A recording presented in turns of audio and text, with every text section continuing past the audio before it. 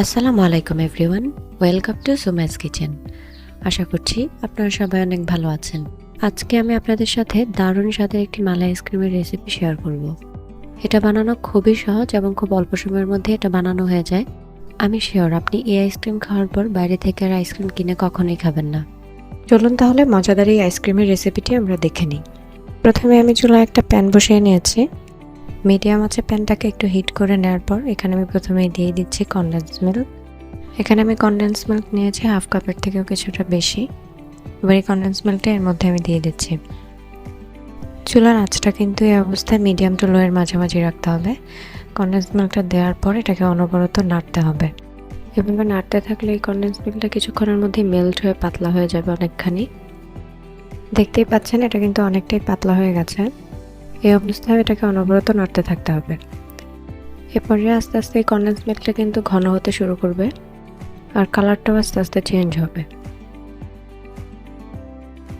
Condense মিল্কটা এখন অনেকটাই ঘন হয়ে গেছে আর এই অবস্থায় কিন্তু একদমই নাড়ানো থামানো যাবে না, হয়তো এটা প্যানের তলায় লেগে যাবে। এখন কনডেন্স মিল্কটা কিন্তু একদম স্টিকি হয়ে গেছে আর কালারটা অনেকটা ডার্ক হয়ে গেছে। এই অবস্থায় আমি দুধ দিয়ে দিব। এখানে আমি দুধ দিয়েছি 3 কাপ পরিমাণ। আপনারা কিন্তু আপনাদের প্রয়োজন মতো বাড়িয়ে কমিয়ে নিতে পারেন। আর গুঁড়া দুধ দিয়ে দিয়েছি আমি এখানে 1/4 কাপ পরিমাণ। এবারে সবগুলো ইনগ্রিডিয়েন্ট আমি খুব ভালোভাবে মিশিয়ে নিচ্ছি। পুরোপুরিভাবে মিশে যাওয়া পর্যন্ত এটাকে অনবরত নাড়তে হবে। দেখুন দুধটা বলক চলে এসেছে আর এর মধ্যে কিন্তু কনডেন্স মিল্কটাও এটার মধ্যে খুব ভালোভাবে মেল্ট হয়ে গেছে। আমি কিন্তু এখানে এক্সট্রা কোনো চিনি ইউজ করিনি, যেহেতু কনডেন্স মিল্কেই চিনি আছে। আপনারা যদি প্রেফার করেন তাহলে কিন্তু চাইলে অ্যাড করে নিতে পারেন। এই দুধটা আরও কিছুটা ঘন হয়ে আসার আগ পর্যন্ত আমি এটাকে এভাবে নাড়তে থাকবো। দেখতেই পাচ্ছেন দুধটা অনেকটাই ঘন হয়ে গেছে। এর থেকে বেশি ঘন করার কিন্তু দরকার নেই। দুধটা এতটুকু হয়ে যাওয়ার পর আমি চুলাটা বন্ধ করে দেব আর এটা পুরোপুরিভাবে ঠান্ডা হয়ে যাওয়ার আগ পর্যন্ত অপেক্ষা করতে হবে। দুধটাকে আমি পুরোপুরিভাবে ঠান্ডা করে নিয়েছি আর দেখুন ঠান্ডা হওয়ার পর এটার কালারটা কতটা সুন্দর হয়েছে। এবার আইসক্রিম কেসে ঢালার সুবিধার জন্য আমি দুধটাকে একটা মগে ঢেলে নিচ্ছি প্রথমেই। আর আইসক্রিমটা জমানোর জন্য আমি একটা খাঁজ নিয়ে নিয়েছি। এবার প্রতিটা খাঁজে আমি পরিমাণ মতো দুধ ঢেলে নিচ্ছি।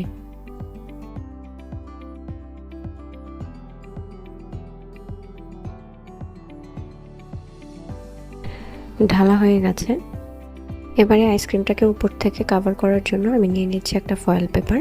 খাঁজের মাপ অনুযায়ী আমি ফয়েল পেপারটা কেটে নিয়েছি আর খুব ভালোভাবে চারদিকে প্রেস করে এটাকে আমি সেট করে নিচ্ছি। উপর থেকে একটু ভালোভাবে প্রেস করে দেবেন যেন খাঁজটা বোঝা যায়। এবার আমি একটা ছুরির সাহায্যে প্রত্যেকটা খাঁজের উপরে অল্প একটু করে কেটে নিচ্ছি। কেটে নেওয়ার কারণে কাঠিটা সেট হতে সুবিধা হবে। সবগুলোতে আমি একইভাবে কেটে নিচ্ছি। এরপরে আমি নিয়ে নিয়েছি 6টা কাঠি। কাঠিগুলো কিন্তু আপনারা দোকানেই কিনতে পাবেন। এবারে কাটা অংশের মাঝখান দিয়ে কাঠিগুলোকে আমি সেট করে নিচ্ছি। ফয়েল পেপারের কারণে কিন্তু আইসক্রিমের টেক্সচার খুব সুন্দর হয়। এবার এটাকে আমি ডিপ ফ্রিজে রেখে দেব। আইসক্রিমটা খুব ভালোভাবে জমে যাওয়ার পর আমি এটাকে ফ্রিজ থেকে বের করে নিয়েছি। এবার আমি আইসক্রিমগুলো খুলে নিব। আমি আপনাদেরকে একটা খুলে দেখিয়ে দিচ্ছি। দেখুন আইসক্রিমটা দেখতে কতটা সুন্দর হয়েছে। এটা কিন্তু একদমই আইসি না, এটা খুবই সফট একটা আইসক্রিম তৈরি হয়েছে, যেটা আপনারা বানালেই বুঝতে পারবেন। আমি সবগুলো আইসক্রিম এক এক করে খুলে নিয়েছি। এই আইসক্রিমটা বানাতে কিন্তু একদমই বেশি সময় লাগেনি। এই মালাই আইসক্রিমের টেস্ট পেতে অবশ্যই আপনারা বাসায় এটা একবার ট্রাই করে দেখবেন আর তারপরে এই সফট ক্রিমে আইসক্রিমের রিভিউ অবশ্যই কমেন্ট সেকশনে দিয়ে যাবেন। আই হোপ আপনারা এই মালাই আইসক্রিমের একদম প্রেমে পড়ে যাবেন। আর বাসায় যদি বাচ্চা থাকে তাহলে তো কোনো কথাই নেই। আইসক্রিম বাচ্চাদের খুবই ফেভারিট একটা জিনিস, তাই আপনি চাইলে হেলদি ওয়েতে কিন্তু বাসাতেই বানিয়ে দিতে পারেন। এতে বাচ্চারাও অনেক বেশি খুশি হয়ে যাবে।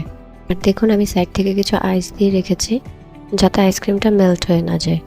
রেসিপিটা ফলো করে জলদি আইসক্রিমটি বানিয়ে ফেলুন আর কমেন্ট সেকশনে আপনার ফিডব্যাক জানান। দেখা হবে আবারও নতুন কোনো রেসিপি নিয়ে। আল্লাহ হাফেজ।